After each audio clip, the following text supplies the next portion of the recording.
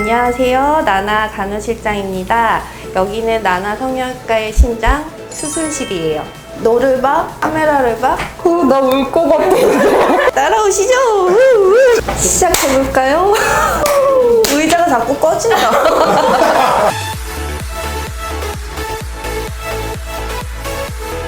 요즘 코로나19 때문에 못 오시는 분들을 위해 제가 나섰습니다.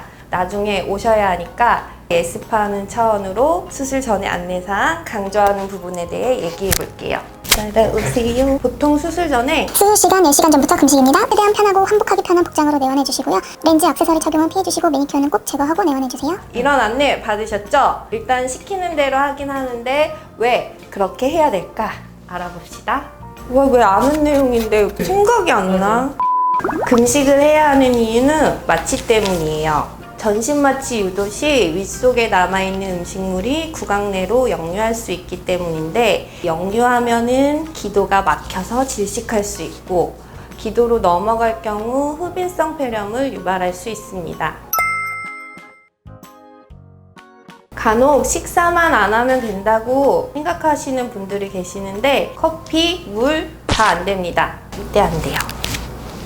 하지만 반드시 복용이 필요한 약물이 있을 경우 담당 의료진 확인 후 소량의 물과 함께 복용하도록 합니다. 절대 금식해주세요. 좋아요, 구독 눌러주세요.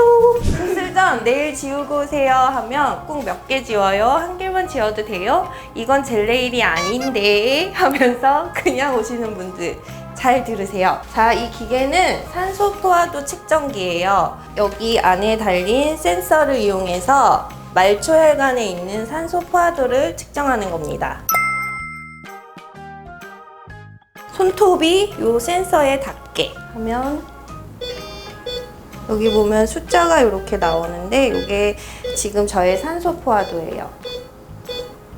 그런데 손톱에 매니큐어가 있으면 이 센서가 인지를 하지 못합니다. 그러면 저의 산소 포화도는 잘 나오지 않아요. 그러면 수술을 진행할 수가 없게 됩니다. 만약에 손가락 하나만 쥐었을 때 이 손가락에서 측정이 안 될 수가 있어요.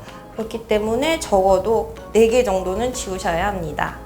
수술 중 출혈이 생기는 경우 지혈을 하는 방법으로 전기 소작기라는 기계를 사용하는 방법이 있어요. 소작기에는 기계에서 나온 전류가 소작기 기구 팁을 통해서 지혈을 한 후 환자 접착 패드를 통해 다시 돌아가는 원리예요. 그래서 금속 제품을 몸에 가지고 있으면 화상의 위험이 있어 액세서리 착용을 금지하고 있습니다. 액세서리 안 돼요. 금속은 안 되고 실리콘은 괜찮습니다. 수술 끝난 후에 물 바로 마시면 안 되는 이유가 있나요?